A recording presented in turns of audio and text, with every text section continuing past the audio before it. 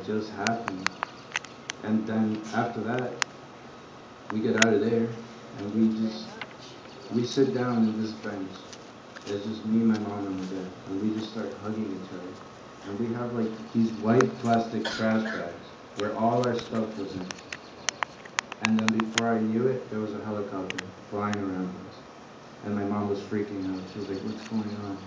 And I'm like, "I don't know what my friend said. I don't know what happened. But I know that helicopter's surrounding us, and it's going around us, and it's recording us." And then I get a call from my friend there, and she's like, "Dude, you're on TV, you're on TV. Like, I can see you right now." And like, I couldn't believe it. I was like, "What happened?" And you know, then I see my phone. I was able to turn it back on after 6 days, which is like a miracle, because when I have it normally, it only lasts like half a day. So, and then after that, I see it, and I check Twitter, and I see JSA. Yeah, no, I said JSA. This is my initial. No, but at first, I was like, "What is this JSA?" I was like, JSA. And then I was like, "Oh, that's my name." And then I think Melissa came up with that. That was genius.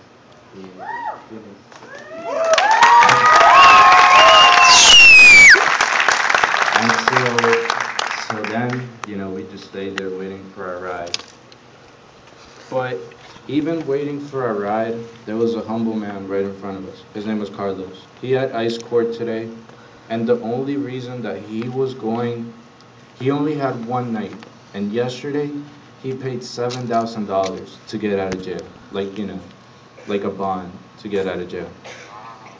He gets out of jail for one night with his wife, who was sick, who was brought all the way from New York to see him for one night, because the next day he didn't know where he was going. And I talked to his man, and I'm like, "Hey, you know, like, what are you doing?" Like, we were waiting there for like 3 hours. So after 2 hours of seeing this man right in front of me, I was like, you know, I just couldn't help myself. I was like, "Hey, how are you? Like, you know, what are you doing?" And he's like, "No, you know, like, I'm just waiting for a friend." And he's like, I don't even know if he's gonna come. And he needed a ride all the way to College Park. So then he told us his story, and his story was that he would just be a humble man, just walking every day from work to his house, from work to his house. And a cop would yell out like, "You illegal, you illegal." And then the guy would just brush it off. He'd be like, "Man, like, you know, whatever." Then one day, he was just eating lunch.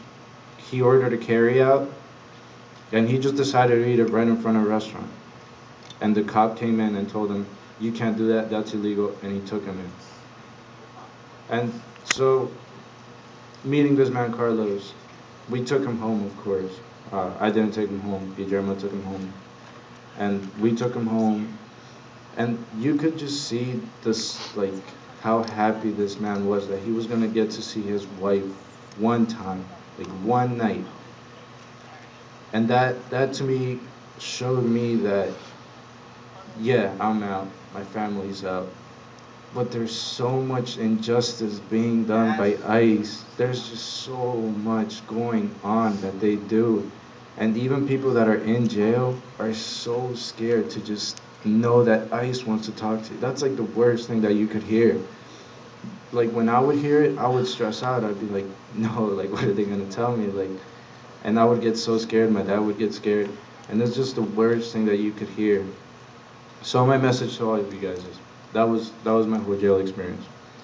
My message is that, yeah, you guys did some amazing stuff, amazing rally. Everyone's here. And you guys were able to get me out. But we have to not look only just at me and my case. We have to look at thousands, if not millions, of other students that are doing the same thing I'm doing. Just going to school, getting good grades, going to school, getting good grades, and working hard, because that's all we're here to do. That's all every human being is here to just work hard. And even so, we accomplished this. It just shows that we can accomplish so much more if we keep growing and growing.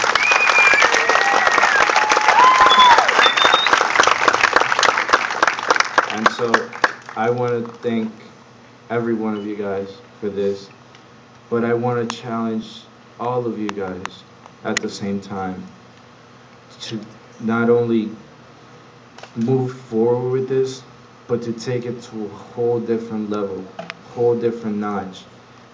You know, talk to everyone you know, talk to move, make every single move, because you guys made my life. Getting out of jail yesterday was the best thing that could have ever happened to me.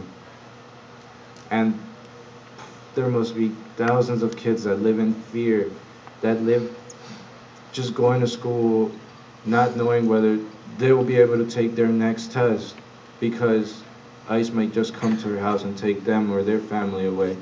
So I want all of you guys to help me and a lot of organizations that are willing to help to get this movement started and not stopping until we can actually see the difference by our president, and so that one day we will all feel that we accomplished something.